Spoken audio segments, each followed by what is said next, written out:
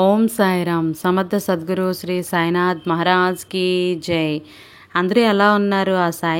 ఆ సాయినాథుని కృపా కటాక్షాలు మన అందరిపై ఉండాలని మనస్ఫూర్తిగా కోరుకుంటున్నాను.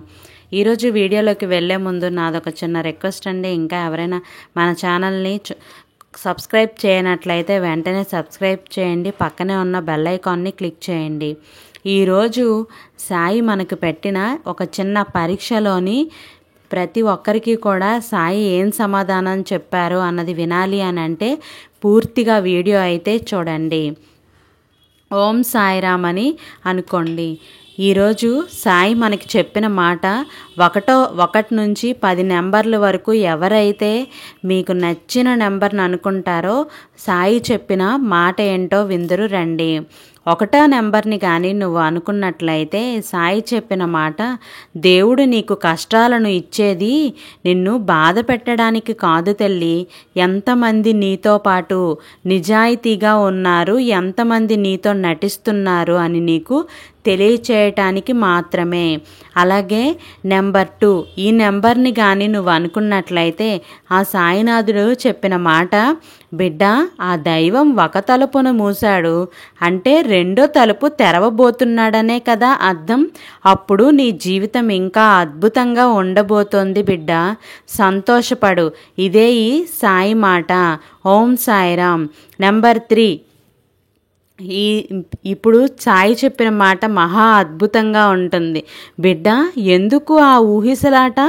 ఎటు తేల్చుకోలేకున్నా ఉన్నావా? గమ్యాన్ని ఏర్పరచుకొని ప్రయాణించు, లేదా బాధపడటం మానేయ్. అంతేకాని తికమకలో బతకద్దు. మనశ్శాంతి పోగొట్టుకుంటున్నావు. ఓం సాయిరామ్. అలాగే 4వ నెంబర్ని కానీ తలుచుకున్నట్లయితే ఆ సాయినాథుని చెప్పే మరొక అద్భుతమైన మాట, బిడ్డ నీ చుట్టూ ఉన్న వాళ్ళందరూ నీ వాళ్ళే అని మోసపోవద్దు తల్లి. ఒక్కసారి వాళ్ళకి వ్యతిరేకంగా మాట్లాడి చూడు, వాళ్ళ అసలు మనస్తత్వం నీకు బయటపడుతుంది. నేను చెప్పింది బాగా గుర్తుపెట్టుకో అమ్మా. అలాగే 5వ నెంబర్ని కానీ నువ్వు అనుకున్నట్లయితే ఆ సాయినాథుడి మాట, బిడ్డ నువ్వు కోరుకునేది నీకు ఖచ్చితంగా వస్తుంది. అది నీ తలరాతలో ఉంది తల్లి. ఓర్పు వహించు. ఖచ్చితంగా నువ్వు కోరుకున్నది నీకు ఈశ్వరుడు ఇస్తాడు. నువ్వు కోరుకునేలా చేసింది ఆయనే, నువ్వు కోరింది కూడా ఇచ్చేది కూడా ఆయనే తల్లి. ఓం సాయిరామ్.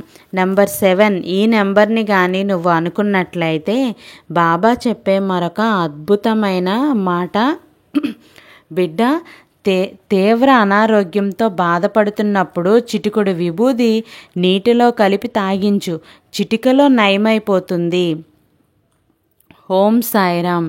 నెంబర్ 8, ఈ నెంబర్ని కానీ నువ్వు అనుకున్నట్లయితే బాబా చెప్పే మరొక అద్భుతమైన మాట, కాస్త ఓర్పు సహనంతో ఉండి చూడు. జీవితం నీకు చాలా పాఠాలనే నేర్పిస్తుంది.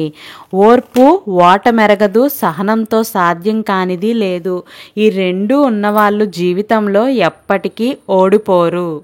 నెంబర్ 9, ఈ నెంబర్ని కానీ నువ్వు తలుచుకున్నట్లయితే సాయి చెప్పిన మరొక అద్భుతమైన మాట, నీ తలరాత సరిగ్గా లేదని నువ్వు కలత చెందవద్దు.